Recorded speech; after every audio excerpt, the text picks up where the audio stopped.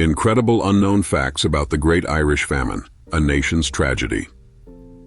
The Great Irish Famine stands as one of the most harrowing tragedies in world history and a defining chapter for Ireland.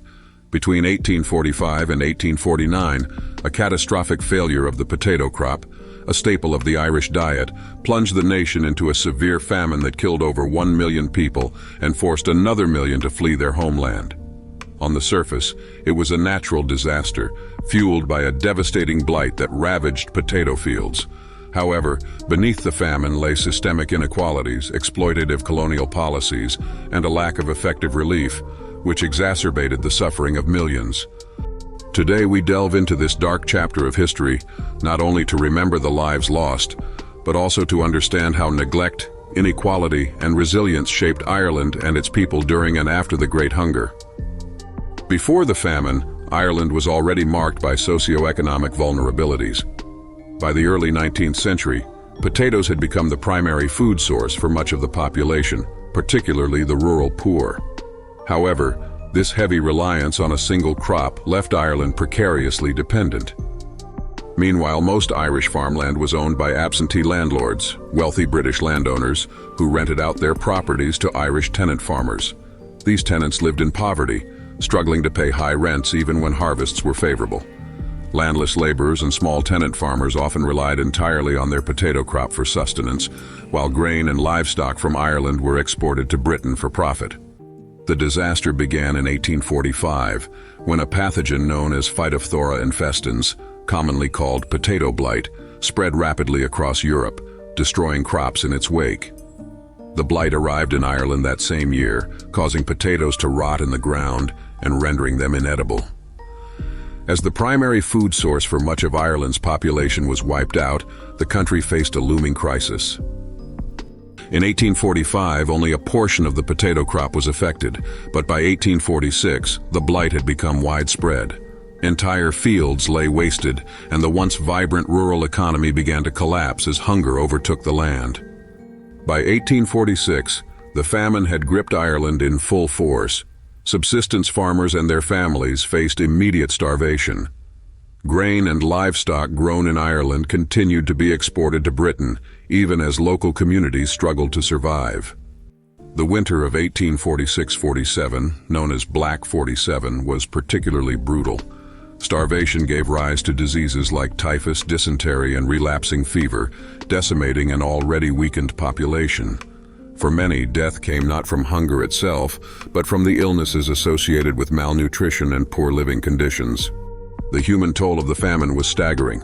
Between 1845 and 1849, it is estimated that over 1 million people died from starvation and disease.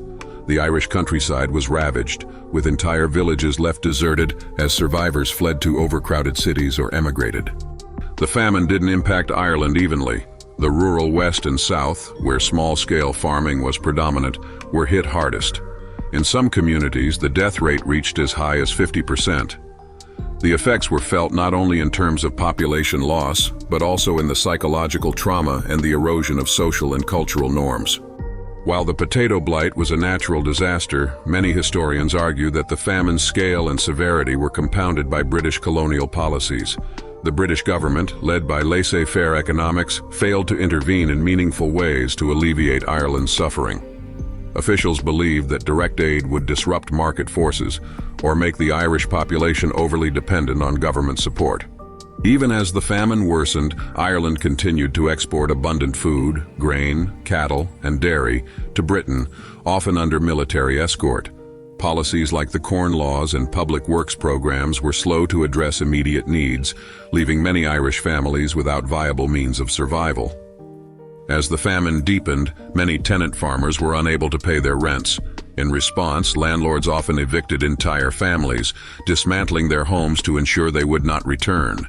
These evictions rendered a significant portion of the rural population homeless and destitute, pushing them into overcrowded workhouses or forcing them to roam the countryside in search of food.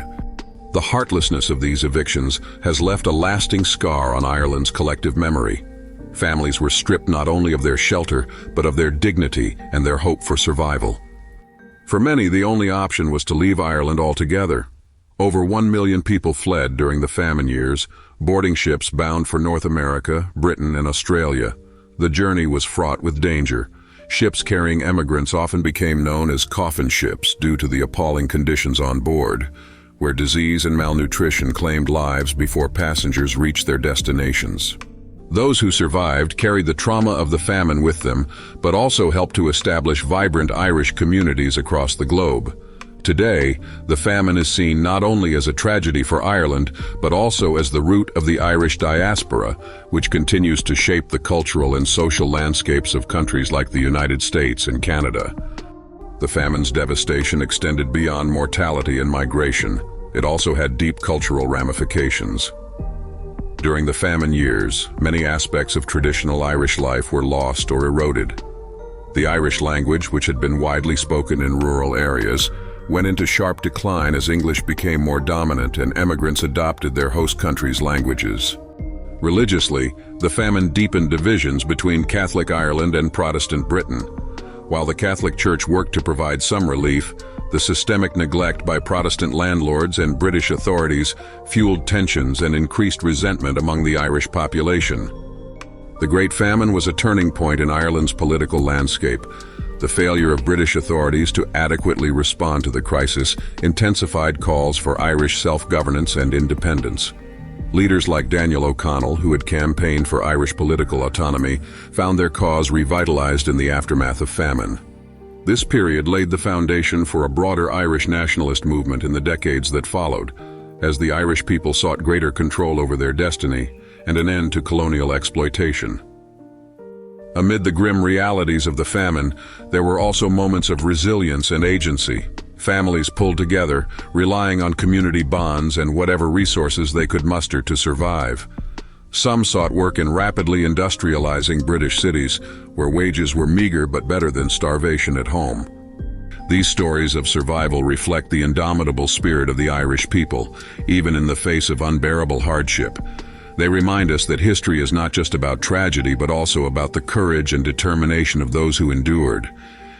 The Great Irish Famine holds important lessons for our world today. It highlights the dangers of over-reliance on a single crop, the importance of food security, and the catastrophic effects of government inaction in the face of crisis. In modern times, as global hunger and inequality persist, the famine offers a stark warning about the cost of neglect and the moral imperative to prioritize human lives over profit. Additionally, the famine serves as a poignant reminder of the enduring effects of colonial systems, whose exploitation is often felt most acutely during times of disaster. Today, the memory of the Great Irish Famine is honored through museums, memorials, and public commemorations in Ireland and across the globe. Famine graves, such as those at Strokestown Park, stand as solemn reminders of this harrowing period. Memorials in cities like Dublin, New York, and Sydney recognize the global impact of the Irish diaspora. Through literature, art, and oral histories, the famine continues to resonate as an essential part of Ireland's story. It is a legacy not only of suffering, but also of resilience and survival. Though the famine devastated Ireland, its aftermath also saw a gradual rebuilding of the nation. In the years following, land reforms and changes in tenant policies began to address some of the inequities that had plagued Ireland for centuries. Meanwhile, Irish emigrants around the world carried their culture, language, and traditions to new shores, ensuring that Ireland's spirit endured, even in foreign lands. Over time, the Irish people reclaimed their strength, their identity, and their voice on the global stage. The Great Irish Famine was an unspeakable tragedy that forever changed Ireland and its people. Yet, it is also a story of resilience, of individuals and communities who, despite immense suffering, managed to hold on to their humanity and hope for a better future. As we remember this dark chapter in history, let it serve as both a memorial to those who perished and a lesson for humanity. The famine reminds us of the costs of political neglect and the enduring power of human dignity and survival. It speaks not only to Ireland's past, but also to our collective future, urging us to learn from history and cultivate a world where such tragedies never happen again.